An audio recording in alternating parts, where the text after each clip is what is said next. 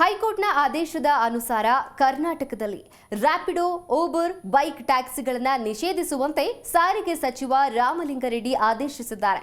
ಆ ಮೂಲಕ ರಾಜ್ಯದ ಆಟೋ ಮತ್ತು ಕ್ಯಾಬ್ ಚಾಲಕರಿಗೆ ಗುಡ್ ನ್ಯೂಸ್ ನೀಡಿದ್ದಾರೆ. ಇದರ ಬಗ್ಗೆ ಹೆಚ್ಚಿನ ವಿವರ ಇದೆ, ನೋಡ್ಕೊಂಡು ಬನ್ನಿ. ಆಟೋ, ಕ್ಯಾಬ್ ಚಾಲಕರಿಗೆ good news. Rapido, Uber, bike taxi ಸ್ಥಗಿತ. ರಾಜ್ಯದಲ್ಲಿ ಬೈಕ್ ಟ್ಯಾಕ್ಸಿ ನಿಲ್ಲಿಸುವಂತೆ ಆದೇಶ. ಕರ್ನಾಟಕದಲ್ಲಿ ರ್ಯಾಪಿಡೋ, ಊಬರ್, ಬೈಕ್ ಟ್ಯಾಕ್ಸಿ ಸೇವೆಯನ್ನ ಸ್ಥಗಿತಗೊಳಿಸುವಂತೆ ಸಾರಿಗೆ ಸಚಿವ ರಾಮಲಿಂಗಾರೆಡ್ಡಿ ಆದೇಶ ಹೊರಡಿಸಿದ್ದಾರೆ. ಈ ಬಗ್ಗೆ ಸಾರಿಗೆ ಇಲಾಖೆಯ ಕಾರ್ಯದರ್ಶಿ ಮತ್ತು ಸಾರಿಗೆ ಇಲಾಖೆಯ ಆಯುಕ್ತರಿಗೆ ಪತ್ರವನ್ನು ಬರೆಯಲಾಗಿದ್ದು, ಹೈಕೋರ್ಟ್ ಆದೇಶ ಪಾಲಿಸುವಂತೆ ಸೂಚನೆ ನೀಡಿದ್ದಾರೆ. ಆ ಮೂಲಕ ರಾಜ್ಯದ ಆಟೋ ಮತ್ತು ಕ್ಯಾಬ್ ಚಾಲಕರ ಹಲವಾರು ವರ್ಷಗಳ ಹೋರಾಟಕ್ಕೆ ಜಯ ಸಿಕ್ಕಿದೆ.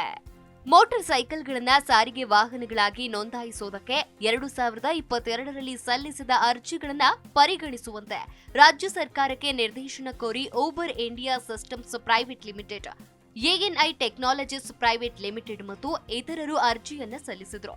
ವಿಚಾರಣೆ ಕೈಗೆತ್ತಿಕೊಂಡಿದ್ದಂತಹ ಹೈಕೋರ್ಟ್ ಏಪ್ರಿಲ್ 2ರಂದು 6 ವಾರದೊಳಗೆ ಬೈಕ್ ಟ್ಯಾಕ್ಸಿ ನಿಲ್ಲಿಸುವಂತೆ ಆದೇಶ ನೀಡಿತ್ತು. 1988ರ ಮೋಟಾರು ವಾಹನ ಕಾಯ್ದೆಯ ಸೆಕ್ಷನ್ 93ರ ಅಡಿಯಲ್ಲಿ ಅಗತ್ಯ ನಿಯಮಗಳೊಂದಿಗೆ ಸಂಬಂಧಿಸಿದ ಮಾರ್ಗಸೂಚಿಗಳನ್ನು ತಿಳಿಸದ ಹೊರತು ರಾಜ್ಯದಲ್ಲಿ ಬೈಕ್ ಟ್ಯಾಕ್ಸಿ ಕಾರ್ಯನಿರ್ವಹಿಸುವುದಕ್ಕೆ ಸಾಧ್ಯವಿಲ್ಲ. 6 ವಾರಗಳ ಒಳಗೆ ಎಲ್ಲ ಬೈಕ್ ಟ್ಯಾಕ್ಸಿ ಕಾರ್ಯಾಚರಣೆಗಳು ಸ್ಥಗಿತಗೊಳ್ಳುವಂತೆ ನೋಡಿಕೊಳ್ಳಲು ನ್ಯಾಯಾಲಯ ರಾಜ್ಯ ಸರ್ಕಾರ ಮತ್ತು ಸಾರಿಗೆ ಇಲಾಖೆಗೆ ನಿರ್ದೇಶನ ನೀಡಿತ್ತು. ಸಚಿವ ರಾಮಲಿಂಗಾರೆಡ್ಡಿ ನ್ಯಾಯಾಲಯದ ತೀರ್ಪನ್ನ ಸ್ವಾಗತಿಸಿದ್ರು. ಇನ್ನು ಅಗತ್ಯ ನಿಯಮಗಳನ್ನು ರೂಪಿಸುವುದಕ್ಕೆ ಸರ್ಕಾರಕ್ಕೆ 3 ತಿಂಗಳ ಕಾಲಾವಕಾಶವನ್ನ ನೀಡಲಾಗಿದೆ. ಅಪ್ಲಿಕೇಶನ್ ಆಧಾರಿತ ಪ್ಲಾಟ್ಫಾರ್ಮ್ಗಳಿಗೆ ನಿಯಮಗಳ ಕೊರತೆಯು ಬಳಕೆದಾರರಲ್ಲಿ ಅಸುರಕ್ಷತೆ ಹೆಚ್ಚಿಸಿದೆ ಅಂತ ಹೇಳಿದ್ರು. ಸದ್ಯ ಹೈಕೋರ್ಟ್ ಆದೇಶ ಕಾರ್ಯಗತಗೊಳಿಸಲು ಕ್ರಮ ಕೈಗೊಳ್ಳುವಂತೆ ಸೂಚನೆ ನೀಡಲಾಗಿದೆ.